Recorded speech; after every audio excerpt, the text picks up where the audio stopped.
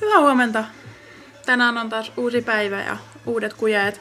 Ja mä ajattelin tehdä pitkästä aikaa maideita ja no, tässä mä olen. Kello lähestyy jo 10, se on 10, joten mä oon, kuten näette, mä oon meikannut jo. Mä oon syönyt aamupalaa, mulla on vielä tossa kahvit kesken ja sit mä lähden ulos. Ja menen hommaamaan asioita, mitä mä tarvitsen. Ja jatkan sitten iltapäivällä kossien tekoa Drakonon viikon loppuna. Tänne on maanantai, Tankoni-viikko. En oo toki myöhässä tai mitään.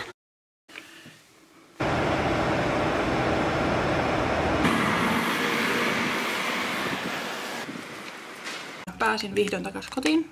Kello on nyt jotain 11:15, eli mä oon ollut kauan liikenteessä, mutta mä ostin kossijuttuja jälleen kerran. Koska mulla on tosiaan tekemättä ihan helvetisti, suoraan sanottuna. Drakonon viikonloppuna ja mä olin niinku hermoraunio, kun mun pitäisi tehdä kaikkea muutakin.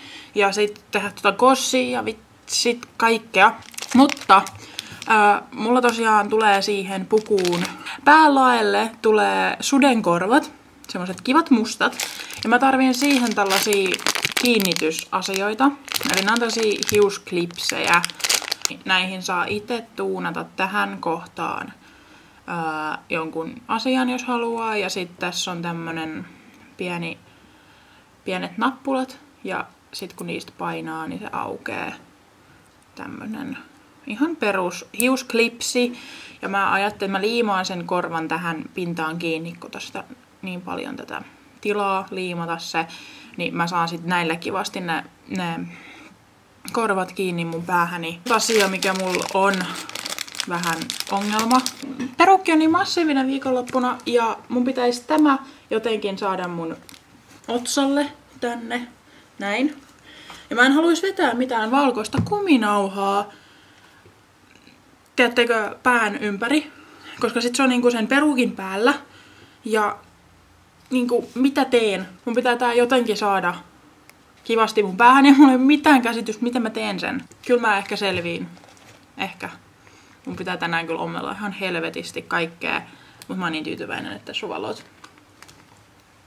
Tää on niin hieno! Mä nyt rupean tässä seuraavaksi tekemään sitä kossia. Ja katsotaan, että mitä kaikkea mä saan aikaiseksi. Mun täytyy käsin ommella tosi paljon ja kaikkea mahtavaa.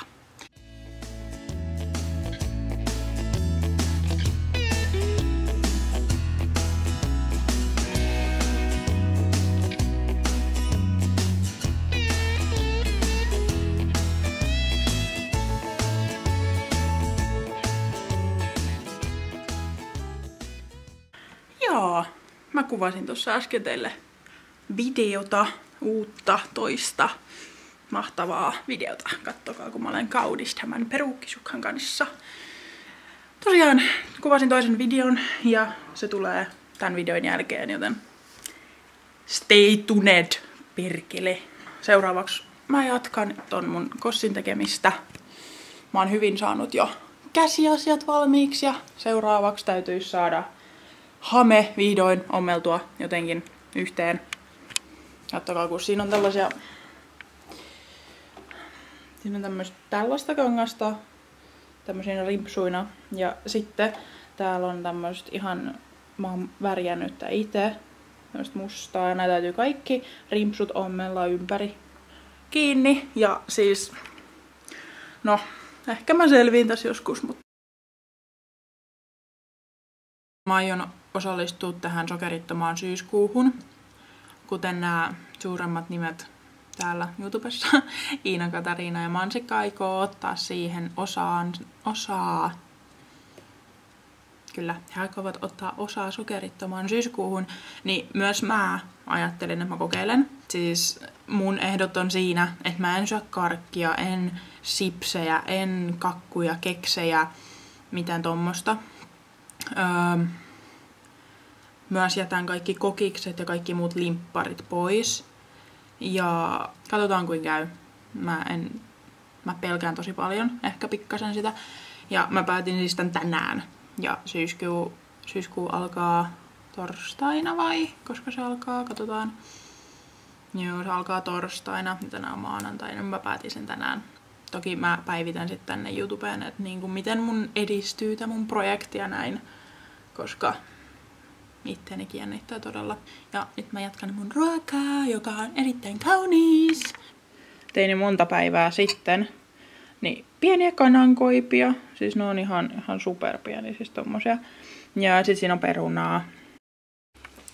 Mä oon vääntänyt mun kossia joku liian monta tuntia, varmaan 5 tuntia kohta.